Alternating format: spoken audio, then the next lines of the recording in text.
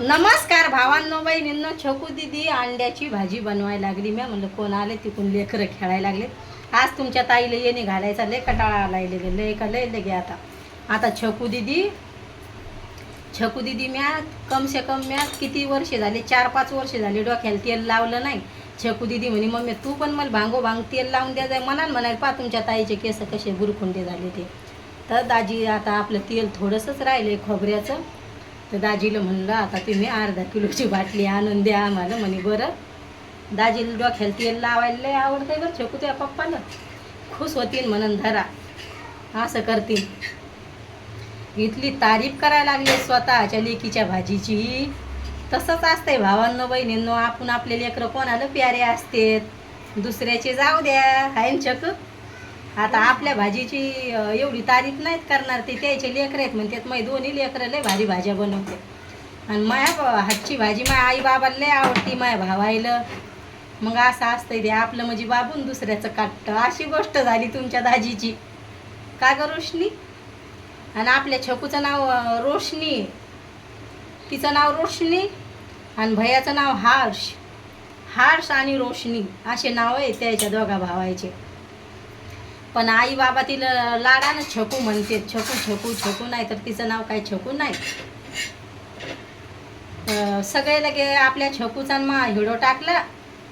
इथला चालला त्यो. तर दिदीला म्हणलं दीदी तू माझ्यासोबत या जाय म्हणलं. तर तिनं निर्णय घेतलाय. पण ती आज म्हणे आता मी भाजी बनवायला लागले तर आज काय मम्मी मला घेऊ नको तू. तर म्हणलं बरं बाळा. आणि आमच्या ताईच्या इथं हिडो काढला होता त्याला सगळ्याला ते घर आवडलं लय घर आवडलं. आणि रात्री छकू दिदीनं बनवल्या होत्या वालाच्या शेंगा. तर दाजीनं लय नवल करू खाल्ली ती भाजी. आणि माझ्या हातची भाजी खाऊ बोर होत असतील बा अलीकडं वड. आणि ते पेपर लावलाय तुम्हाला दाखवीन. पण दिदी म्हणे मला आज नको घेऊ म्हणे मम्मी, उद्या येईन म्हणे तुझ्यासोबत. तर आता दिदी करायला लागली स्वयंपाक. तर थोडीशी अंड्याची भाजी बऱ्याच दिवस झाले मी भात खाल्ला नाही. आपले तांदूळ संपले. दाजीजवळ लिस्ट देणारच लागत आता मला जायचं दाजीसोबत काहीतरी शॉपिंग करायला. पण तुमची दाजी म्हणते जी शॉपिंग करायची ती मन नाकाने जाऊ बापा, मग काम बुडतंय आणि घरी राहायला मला आवडत नाही. दिदीला मला आता आम्ही शॉपिंग करणार आहे. आम्हाला शॉपिंगचा व्हिडिओ काढू. स्पेशल दाजी आम्हाला पैसे देतात आलं तुमचं तुम्हाला म्हणजे गल्ला टाका काही करा. पण मग आपण हिस्सा लेकराय देतात. तर मला तर जास्त देतात. मला 20 रुपयाचा शिक्का आला तर मला कधी 4-4, 5-5 देते. तर लेकरं म्हणते टमाटा नको टाकू बाई भाजीत. नको गावाकडे थोडं टमाटा टाकतात. नको आपल्या पद्धतीनं मस्त इदर्ग भागाच्या पद्धतीनं भाजी बनव. गावाकडची तुझ्या हातची तशी भाजी खायची. आपल्या इकडे इदर्ग भागात किती छान भाज्या राहतात, किती छान मसाले. काय सांगू मी आपल्या मायराला लय मिस करते भावांना बहिणींनो. मला लय ध्यान येते माझ्या आईच्या हातच्या भाज्याची.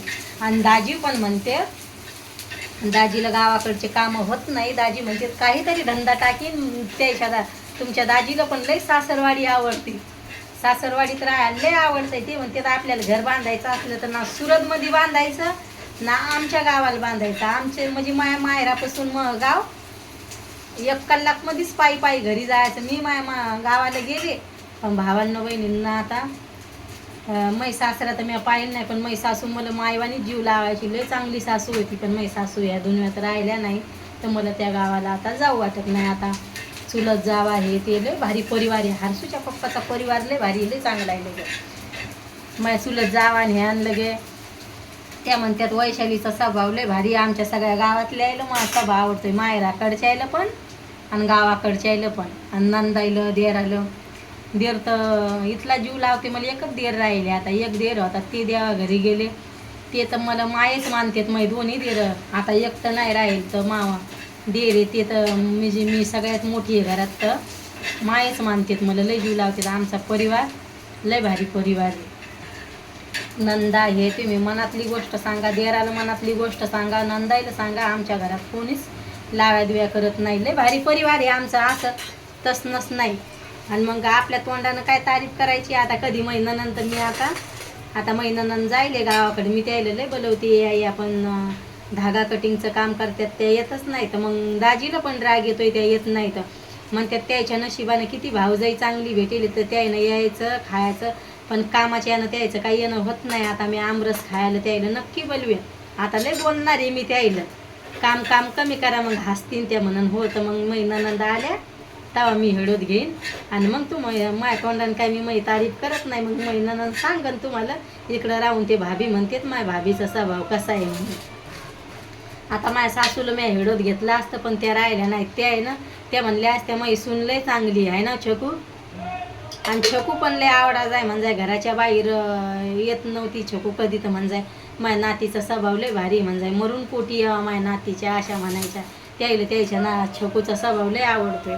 असा स्वभाव आहे छकूचा. लय का लय लय जीव लावायचे त्याची आजी त्याला. हे जी छकू आता राहती ना तर ही माय आजी जो आहे म्हणजे माझ्या आई बाबाकडे आजीकडे छकू 3 वर्षाची. तुम्हाला तर सांगते मी प्रत्येक हेडोमध्ये 3 वर्षाची होती तेव्हापासून छकू आपली तिकडे आहे. छकू आपल्या घरी किती तवे आहेत? 5. टमाटा नाही टाकायचा. आपल्या घरी किती आहे माहिती आहे का? 5 तवे. तर भैयानं आता लगे म्हणतोय आलिमेंचा तवा लय जड आहे. आईनं पाठवले होते भांडे गावाकडे. तर भैया म्हणतो लय मस्त आहे, आमलेट करायच्या लायक आहे, घोटाळा करायच्या लायक आहे. तर भैयानं एवढा चांगला तवा म्हणजे 700 रुपयाचा धरा आहे छकू दिदी. तर तो हाडापलाय. आता म्हणतोय मला स्पेशल पाहिजे म्हणजे काही बनवायला खायला. तर असं चालू आहे आता हरू भैयाचं. घेतला भैयानं आणि मला काय कायच हसू येत आहे. डिकरा आणि डिकरी त्याला मतलब पण समजत नाही. डिकरा आणि डिकरी. डिकराना मतलब पण નથી ખબર પડતી અને દીકરીની ખબર પણ નથી પડતી. પણ દીકરા દીકરા કરવાનું તમે ખબર પડે હું બોલે છે ને કાંઈ નહીં. અને છોકરાને કહે છે કે છોકરીને ગુજરાતી મને બધું આવડે છે બોલવાનું. આમના તમારું જીજો ઘરે નથી આમના આવશે. આમના મેં ધાના લઈ આવેલી છે તમારી છોકરી એમ કહે છે એકદમ તાજા તાજા છે હે ને. જેવી લો કેટલા મસ્ત ધાના છે કા છકુ. બધું ભેગું આવે કડી પત્તા મરચી અને અદરક બધું ભેગું આવે છે. એ મમ્મી किती घ्यायचं? થોડુંક જ લેવાનું. 4-5 મરચી લેવાનું, વધારે નથી લેવાનું. बरं मग एवढं. છકુ મારે ગુજરાતી આવડે? हा તને આવડે? हा इकडे काय? હા મારી છોકરાને ગુજરાતી આવડે, મારી છોકરીને પણ આવડે. હા તીખી શાક કરવાનું, એકદમ હારી હારી શાક કરવાનું, એકદમ તીખी. भावांनो बहिणीनं तुम्हाला गुजराती बोलले का समजलं का नाही तर मग नक्की सांगा कमेंटमध्ये. उद्याच्या याच्यात तुम्हाला 2-3 शब्द गुजराती बोलीन तर मला सांगा कमेंटमध्ये. आणि छकू दिदी म्हणते मी नक्की मामांना मावशांना उद्या हेडोत येईन है ना. આમના મારે ખાંડ લઈ આવવા પડશે. ખાંડ નથી મારે, ખાંડ પૂરી થયેલી છે છોકરી. हेडो कसा वाटतोय नक्की सांगा भावांनो बहिणींनो कमेंटमध्ये. मला हसू यायला लागले गुजराती तुमच्या संग बोलायला लागले तर. बाय भावांनो बहिणींनो, भेटते उद्याच्या हेडोमध्ये.